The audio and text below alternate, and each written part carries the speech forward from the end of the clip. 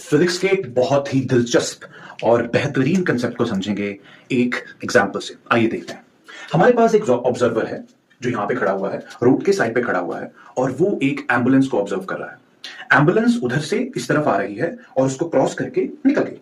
उसने क्या ऑब्जर्व किया? उसने ऑब्जर्व किया जो एम्बुलेंस ने साउंड जनरेट की थी, एमिट की थी अपने सायरन से, उस सायरन की जो इंटेंसिटी है साउंड की, वो जैसे जैसे एम्बुलेंस उसके नजदीक आएगी वो बढ़ती जाएगी।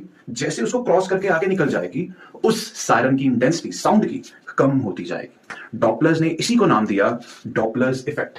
उसने कहा कोई भी सोर्स जो रेडिएशन को एमिट कर रहा है, जो वेव को एमिट कर रहा है, अगर वो किसी ऑब्जर्वर के पास आएगा तो ऑब्जर्वर को लगेगा उन रेडिएशंस की जो वेवलेंथ है वो डिक्रीज हो रही है।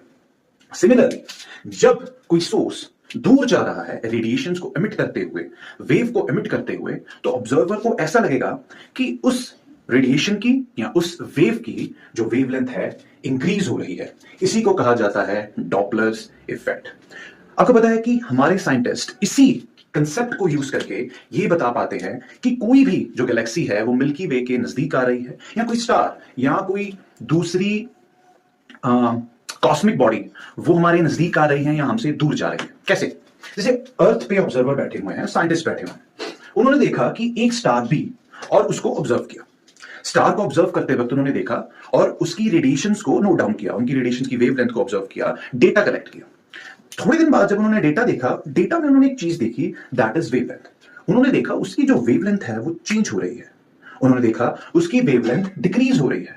तो जब वेवलेंथ डिक्रीज होती है, उन्होंने डॉपलर्स के कंसेप्ट से मेल करवाया। उन्होंने कहा हाँ बिल्कुल, डॉपलर्स का कहना है अगर वेवलेंथ कम हो जाए और सोर्स हमारा रेडिएशन एमिट कर रहा हो तो इसका मतलब सोर्स हमारे नजदीक आ रहा है। इसी से हमें पता लगा जो हमारा एंड्रोमीडा गैलेक्सी है, जो हमारी एंड्रोमीडा गैलेक्सी है वो हमारे पास आ रही है। इसी को नाम दिया गया है blue shift and red shift. आपको पता है इसको blue shift and red shift क्यों बोला जाता है?